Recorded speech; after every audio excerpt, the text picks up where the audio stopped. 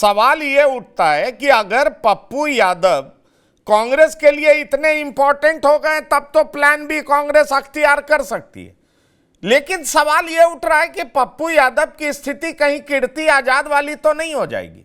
आपको याद होगा पिछले चुनाव में कीर्ति आजाद भी इसी तरीके से राहुल गांधी से बात करके दरभंगा से लड़ने आ गए थे और आरजेडी ने ना कर दिया। उसके बाद उनको झारखंड जाना पड़ा था और फाइनली कीर्ति आजाद कांग्रेस भी छोड़े, टीएमसी का हाथ पकड़ लिए। क्या आप पप्पू यादव की स्थिति वैसी बनती हुई देख रहे हैं? क्या आपको दिखाई पड़ रहा है कि पप्पू यादव वो पेंच हैं जो कि जितना सुलझाने की कोशिश की जा रही है उतनी ही उलझ जा रही है ये सीट और ये नाम? नहीं है। जो पप्पू यादव कल तक कह रहे थे कि मर जाएंगे, मिट जाएंगे, पूर्णिया नहीं छोड़ेंगे, वो पप्पू यादव की आज किशनगंज में भाषा बदल गई। उन्होंने कहा कि मेरा शीर्ष नेतृत्व जो तय करेगा मैं उसको मानूंगा। तो शीर्ष नेतृत्व जो तय करेगा वो तो लालू जी के साथ मिलकर के ही तय करेगा। और उन्होंने कहा कि लालू जी मेरे अभिभावक हैं। लालू जी अगर कुछ भी तय करते हैं, हाँ ये है कि मैं कोसी का बेटा हूं, सीमांचल मेरी जमीन रही है, वहां के लोग मुझे पसंद करते हैं, लेकिन उनके भाव और उनकी भाषा दोनों बदल गई। और आरजेडी ने आज शिवानंद तिवारी को उतारा मैदान में। शिवानंद तिवारी ने कहा कि क्या कांग्रेस को वो सीटें मैं दे दूं जो सीटों को वो परिणाम में नहीं बदल सकते। कांग्रेस को भी अनाधिकृत मांग नहीं करनी चाहिए, क्योंकि उनको पता है कि बिहार की जमीन आरजेडी की जमीन है, हमारे लोग हैं और हमारे लोग हैं तो हमारी बात उनको सुननी पड़ेगी, हमारी बात उनको माननी पड़ेगी। तो कल पप्पू यादव कल तक तो उसी अंदाज में थे। एक प्रणाम पूर्णिया करके एक यात्रा उन्होंने निकाली थी, मरने मिटने की बात कर रहे थे। आज वो शीर्ष नेतृत्व पर आ गए और मधेपुरा और सुपौल से चुनाव लड़ने पर भी उनसे बात की गई कि आरजेडी चाहती है कि आप मधेपुरा या सुपौल से चुनाव लड़ लीजिए। इस पर उन्होंने कहा कि भाई आला कमान का जो फैसला हो, चूंकि वो लोग अधिकृत हैं, वो जहां से चुनाव लड़ाना चाहेंगे मैं वहीं से चुनाव लड़ूंगा। आज मरने मिटने की बात से वो निकल गए। तो पप्पू यादव के चलते कांग्रेस गठबंधन तोड़ लेगी और कांग्रेस का ये हो जाएगा।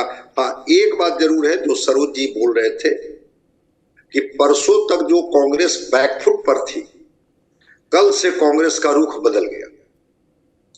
कांग्रेस एकदम स्टैंड कर गई है कि नहीं हम इतनी सीटों पर लड़ेंगे, या नहीं तो ठीक है प्लान बी हमारा तैयार है, हम चलेंगे। दोस्ताना संघर्ष की भी जरूरत होगी तो हम दोस्ताना संघर्ष में जाएंगे। तारिक अनवर से लेकर के कई नेताओं ने केंद्रीय नेतृत्व को जब जमीनी हकीकत से परिचित कराया कि भाई कौन सी लड़ाई आप लड़ने जा रहे हैं, किस गठबंधन में आप लड़ने जा रहे हैं, जहां आपको मात्र 5-6 सीटें दे करके, और वो भी वैसी सीटें जहां पर आपकी जीत की संभावना न के बराबर है, क्या कर लेंगे वहां। तो कांग्रेस ने स्टैंड बदला है।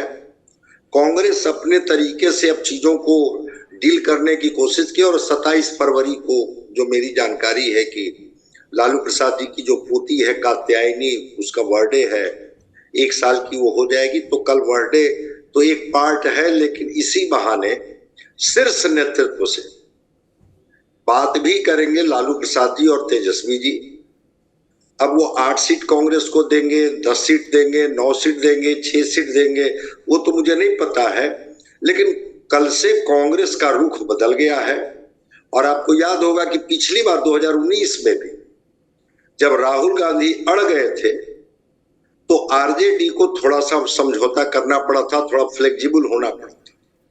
इस बार भी राहुल गांधी थोड़ा अपने उस तेवर में आ गए हैं जब उनको बिहार की हकीकत से परिचित कराया गया कि एक आपको तो भाव भी नहीं दिया जा रहा है कि आप इनके एक बड़े मजबूत साथी हैं, विश्वस्त साथी हैं, हमेशा इनके साथ खड़े रहे हैं। ठीक है कि इनके विधायक फ्लोर टेस्ट के बाद जरूर इधर उधर गए, फ्लोर टेस्ट में तो कांग्रेस के विधायक साथ में थे, वो तो नहीं टूटे, आरजेडी के विधायक टूटे।